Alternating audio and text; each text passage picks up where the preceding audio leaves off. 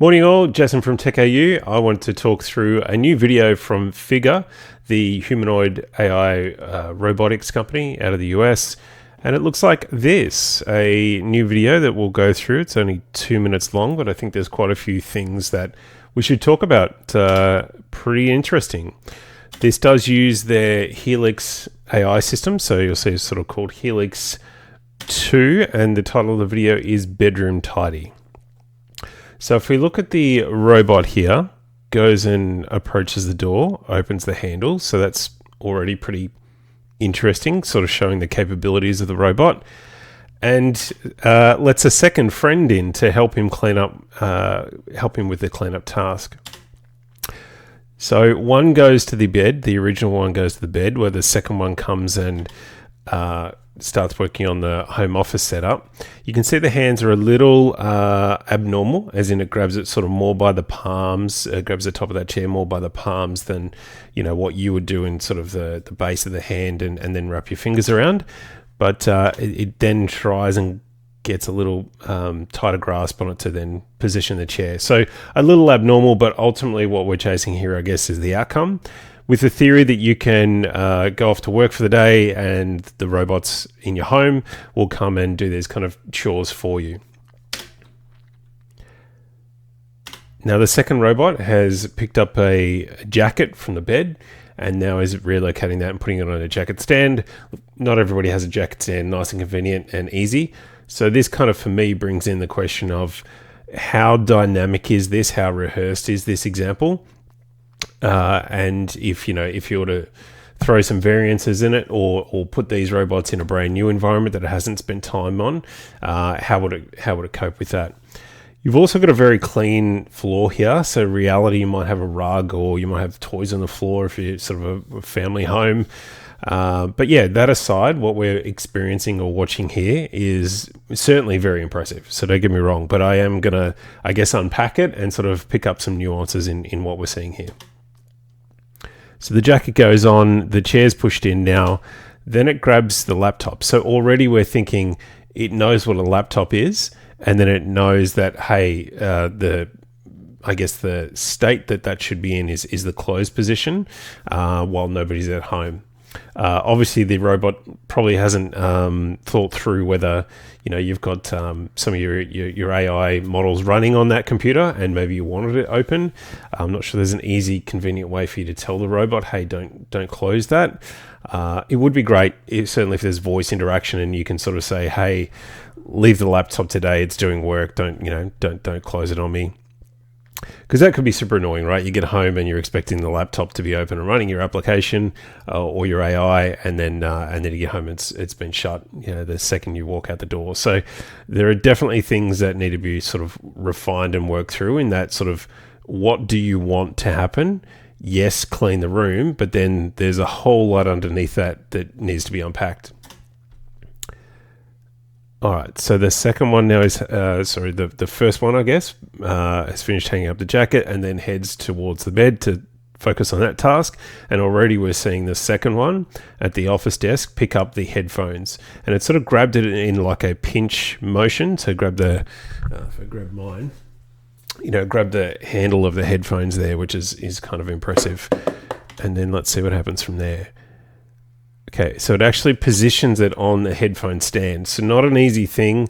That is like kind of showing off a little bit, I guess, from Figure, because, it didn't need to do that. Headphones laying on the desk is not the biggest problem. But clearly, if you are somebody who's like OCD and you want things very, very tidy, and you've invested in robots, like get them to do exactly what you want, that's kind of a nice indicator that they're pretty well evolved in first of all, the mechanics of like how capable the robots are and their ability to handle objects, but also that they can do something as finely tuned as hanging the headphones on a headphone stand. All right, I'm now going to focus on a couple of things. I think tidying the bed will play out in a minute, but the tidying up of trash on the office desk as well. So he's identified, this is something that doesn't need to be there. How it knows what all rubbish looks like if I've got a coffee cup that needs to go in the kitchen, not in the bin. Those kind of things. It'll be very interesting to see how many false positives there are when we get these. But yeah, so it's picked that up, and that walking was a little strange actually when it changed direction there. If you watch it, it has almost like a little skip to it with this right leg. Yeah, you know what it is?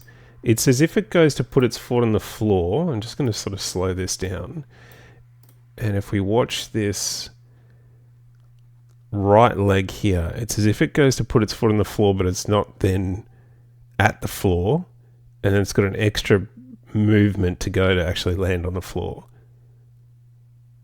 And again, this is like the tiniest thing, right? This is remarkable what we're seeing in terms of humanoid robots there, and then it slips back to the floor. So just a little sort of nuanced thing there, and again watch that again, that right foot as it lands, it sort of overextends and then comes back, which is not how humans move.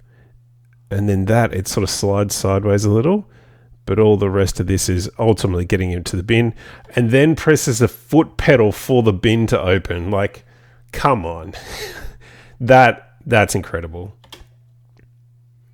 Okay, and then it's dealing with the fact that lid doesn't open like exactly perfect straight open.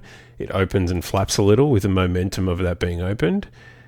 Releases, the trash goes in the bin, and then it's obviously going to step off the pedal, and that's pretty impressive.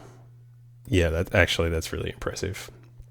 All right, so I'll throw this back to 1 times, and now the fact that this is 1 times is pretty stunning. The speed, how fast this is moving, because it was 6 to 12 months ago, robots in factories that we were seeing, very slow, very subhuman sort of performance. This is approaching, if not already at, the human rate of speed at 1x, which is great. So we've got both robots working together on a task now. That's a really interesting dynamic here. Obviously you can make your bet on your own, so this isn't necessarily a 2-person task, but certainly it gets faster if you do sort of team up. If it was putting the Doona cover the Doona inside the cover after I was washed, that's another whole level of complexity. I'm sure they're not up to that, but let's start with this basic day-to-day task that you don't want to do anymore. I see it as very much like vacuum cleaning your house, where you've got the robot vacuums. You can deploy these guys on a whole range of tasks. So I guess if we think about like what we're trying to do here, imagine you've spent, $50,000, $60,000 on these robots. Hopefully they come much, much cheaper, but you've got 2 of these things. So it looks ridiculous right now. This example is a good one in terms of it shows the technical capabilities of the hardware and the software. But, reality is, would you pay $60,000 to have someone make your bed every day? No. The fact of the matter is that once they've finished this, then they might go and put on the washing and then do the dishes and then a whole other set of task that you assign it. So that's the way that I think about this, is it's not just $60,000 to have your bed made every day. Obviously, nobody would sort of make that equation unless you're super ultra wealthy. For most people, it's about, here are the things in my life that I want someone else or something else to take care of, and making a bed is, I guess, a small window into that environment. So it's grabbing the Doona together, and the one on the left there, the second robot, sort of grabs it with one hand. So even that assessment of, I'm about to pick up something with a certain amount of weight, obviously it probably understands at this point that it's a Doona, that it has the mechanical ability to pick that up and move that with one hand. And then the one on the right looks like it's looking at the other one to say, are you ready, almost. Now, whether there's any sort of direct communication, sort of non-visual communication that is happening there, or whether it's literally just the cameras looking at the other person/robot, much like humans would, hey, are you ready? We're going to stretch this thing out and go over the bed. And then they're both working together to get that done. And again, this is a little bit, I guess, subhuman, because humans would move, do the top, do the bottom, job done, right? Move pretty quickly about that task because we've done it 1,000 times before. you can sort of appreciate this taking a little bit longer. But if you're at work or at the gym or like going and enjoying life with friends and family, do you care if this takes 10 seconds longer? No, not at all. You couldn't care less, right? So that's absolutely not a problem. Will this improve over time? Absolutely. All right, so they're going to pull this down, and then obviously at the top, it's over the pillows. It's not normal, so they've identified that, and now they're going to resolve the top of the doona. Oh, and okay. So this isn't just, hey, this is sitting over the pillow, I need to bring it down. This is, I've got a technique, I know how to make a bed look nice. So I'm going to put the hand down and then bring the doona cover back over the hand. Like, there's a piece of learning that's gone on there. So obviously they've probably learnt from a lot of examples, watching a lot of video clips, I'd imagine, of people doing that technique to be able to have the really... the doona smoothed out, and then ultimately the net effect of that coming down, you see there again repeated, and then we've got the pillows at the top there nicely. So then they're even going to go further than that. Wow, look at that. And to know that they had to, how do we achieve this to be optimally flat? Well, we're going to pull against each other, which creates the tension and then creates the flatness in the doona, and then we've both understand the task is done, and so then now they're going their effectively their separate ways. Really, really impressive stuff.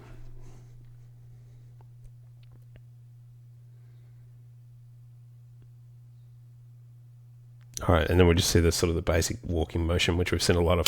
So very, very impressive, I think, what we've seen there. I think figures definitely hitting their strides in many, many ways in the US anyway. I think they're certainly up there, and if not leading.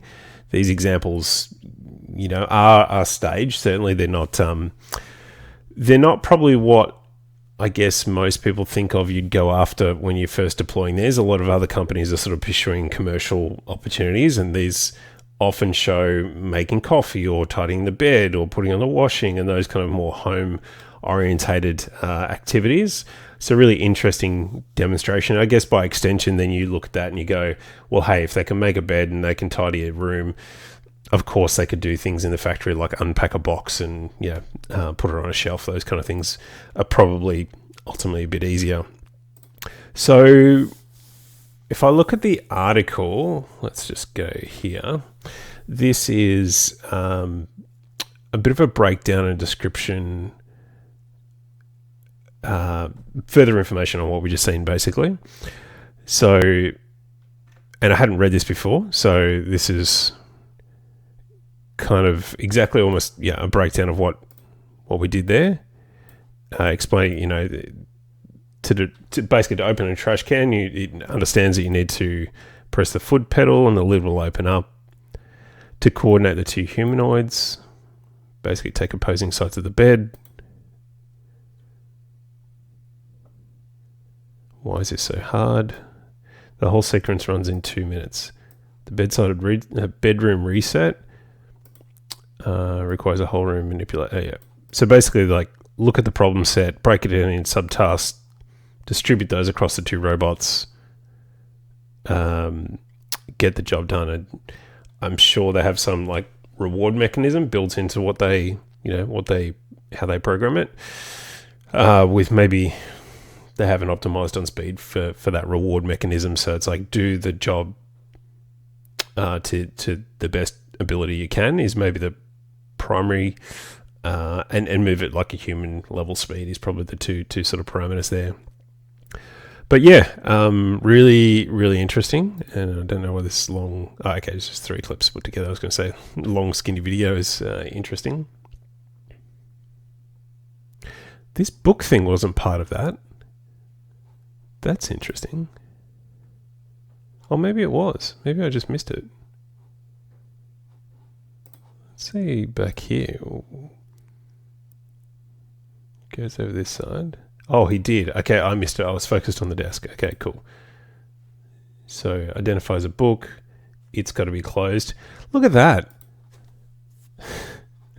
He didn't just like what I would do if I found an open book is probably grab it with one hand and fold it, fold it with the other. He didn't do that. grabs it with one, and then goes, "Oh yeah." That's amazing. And I wonder if I can't imagine that they trained video on that.